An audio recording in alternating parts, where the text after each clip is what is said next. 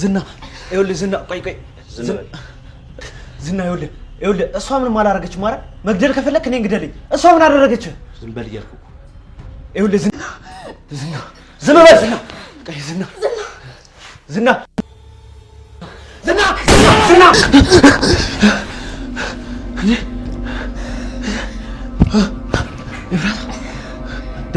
ነሽ አልገደለሽም አይደል ደህና ነኝ ቅዠት ነው መሰለኝ ምነው ፈጣሪ ምነው ካላስታወሪ ዝና ላይ በዝና እጅ ስትሰቃይ የነበረችው ትህትና ዛሬ ላይ በነ መድብል እጅ አምልጣለች።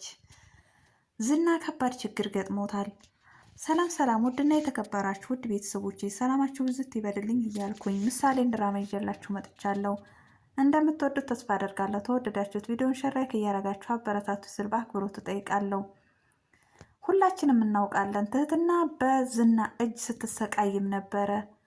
ዛሬ ላይ በነ ጀግናዎቹ መድብል አምልጣለች። ዝናም ከባድ ችግር ውስጥ ገብቷል። ካሌብ ደውሎ ትህትናን ካላመጣክ ዛሬም ቢሆን አንተንም አጠፋካለሁ የሚል ዛቻም እየዛተበትም ነበረ። በዚሁም አጋጣሚ ዝና የሚገባበት ቀዳዳ ጠፍቶታል። ቀጥታ የደወለው ወደነ መድብል ጋም ነበረ። መድብል ጋም ደውሎ ትህትና ያለችበትን ቦታ ታልተናገርክ አይደለም አንተን በዙሪያ ያሉትንም ሰዎች አለቃቸውም የሚል ዛቻም እየዛቱበትም ነበረ። ነገር ግን መድብል ጀግናው ተፈለክ ገደል ግባ የሚል ምላሽ ነው የመለሰለት። ገደልን ብገባ ብቻዬን አልገባም በዙሪያ ያሉትን ሰዎች ይዤ ነው የምገባው በማለትም ሲል ቅድስት ትሰማለች። ቅድስትን በጣም ደንግጣ ያለውን ሰማ። በዙሪያ ያሉትን ሰዎችም አጠፋለሁ እያለ እኮ ነው። ለምንም አይሆን ተሆነ ይህን ሰፈሩን ለቀን አንሄድም ብላም ትላለች። እነ ብሩክም አይዞሽ ቅድስት አሁን ጊዜው ደርሷል፣ ቅርብ ነው፣ ጨርሰናል፣ መጨረሻ ደርሰናል፣ እናጠፋችኋለን፣ አይዞሽ አትፍሪ፣ ራሳችሁን ጠብቁ፣ ተጠንቀቁ የሚል ምላሽ መልሶላታል። በዚሁም አጋጣሚ ካሌብ የትህትና ኩላሊት ተመርምሮ ለሆነ ሰው ነበር የተቀመጠው። ዛሬ ላይ ሰውየው ሆስፒታል ላይ ተመርምሮ ዝግጁ ሆኖ ኩላሊቱን እየጠበቀም እንደሆነና በአሁኑ ሰዓት በደቂቃ ውስጥ ፈልጎ ትህትና ማግኘት እንዳለበት አስጠንቅቆም ይነግረዋል። ዝናም ለምን የሌላ ሰው ኩላሊት አናደርግም ትህትናን የመሰሉ ሴቶች አሉ ብሎም ይመልስለታል። ነገር ግን ድንገት በድንገት የሚሆን ነገር የለም፣ ሁሉም ነገር ተመርምሮ ነው። ለምንስ አናስመረምራቸውም? አይሆንም፣ አንተ እስከ ዛሬ ድረስ አርግ ስልህ አላደርግ ብለን ስትንከረፈፍ የሁሉ ነገር የተፈጠረው። ዛሬ ላይ ልጅቷን የማታደርሳት ተሆነ አንተንም ድምጥ ማጥከን አጠፋ ካለው እያለም አለቃው እየፎከረበትም ይገኛል። እነ ሞገስና እነ ሉላም አንድ ላይ ቁጭ ብለው እንግዲህ ስለ ትህትና ማምለጥ አንዳንድ ነገሮችን እያወሩም ነበረ። ትህትና የትስ ገብታ ይሆን? ዛሬ ላይ ፖሊሶቹ እንደሆኑ ለሆዳቸው እንጂ ለሀቅ የሚሰሩ ፖሊሶች የሉም። ዛሬ ላይ የማይሆን ፖሊስ ላይ ወድቃ አሁንም ወደ እነሱ እጅ ትመለስ ይሆን የሚል ስጋትም ላይ ገብተው ሰግተውም እየተጨናነቁም ነበረ። በዚሁም አጋጣሚ መድብል ለሞገስ ይደውልለታል። ምን አዲስ ነገር አለ ትህትናስ ብሎም ይጠይቀዋል። ትህትና እንዳመለጠችና ዝና እጅ እንዳልገባች ይነግረዋል። በጣም ይደሰታሉ። ምን አዲስ ነገር አለ በማለትም አሁንም ይጠይቀዋል። አዲስ ነገር ትህትና ማምለጧ ነው።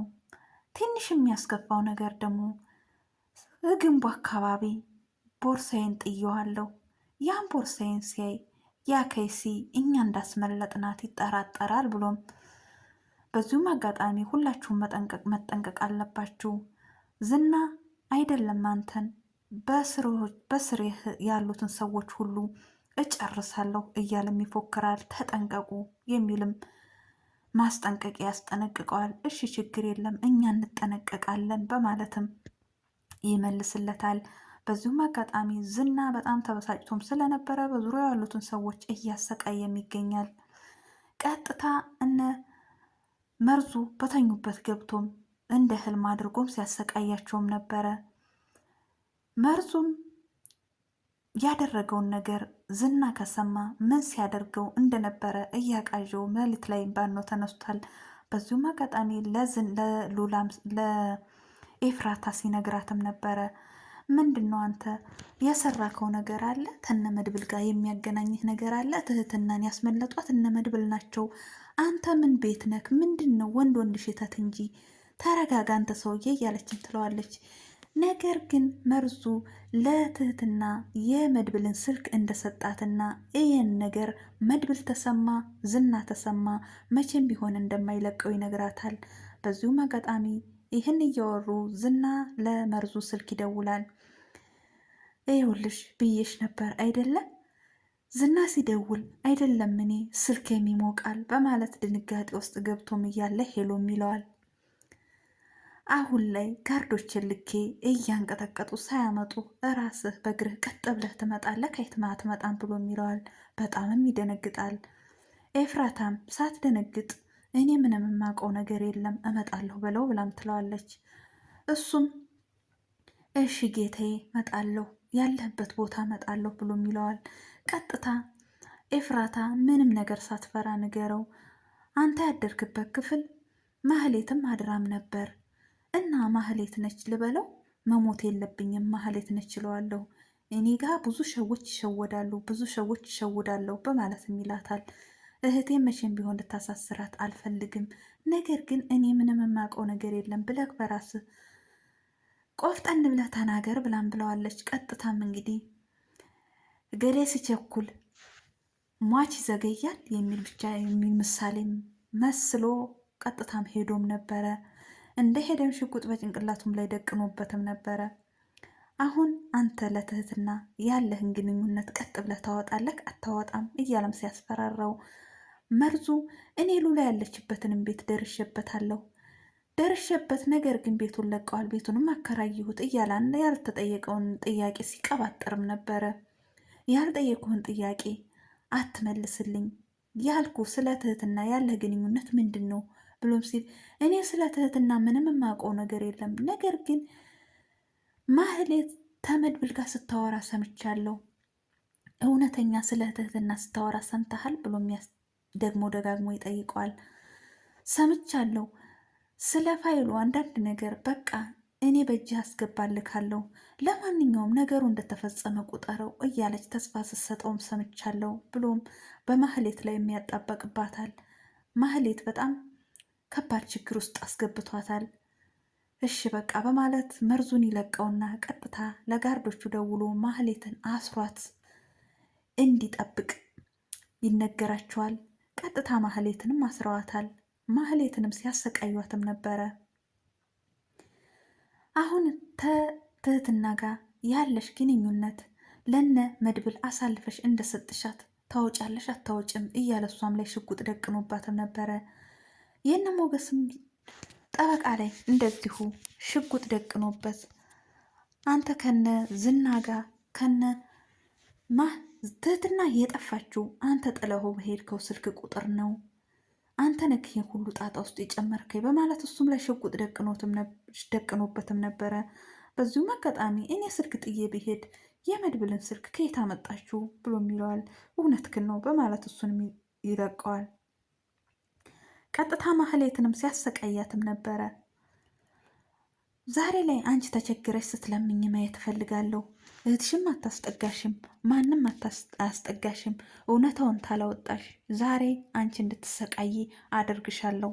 ታንቺ ጋር ዛሬ ሳይሆን ሰሞኑን ነበር ከአንቺ ጋር መለየት ያለብን በማለት እሷንም ሲያስፈራራት እንግዲህ ብሯንም እያነሳ ወስደዋለሁ እያለም ሲያስፈራራትም ነበረ።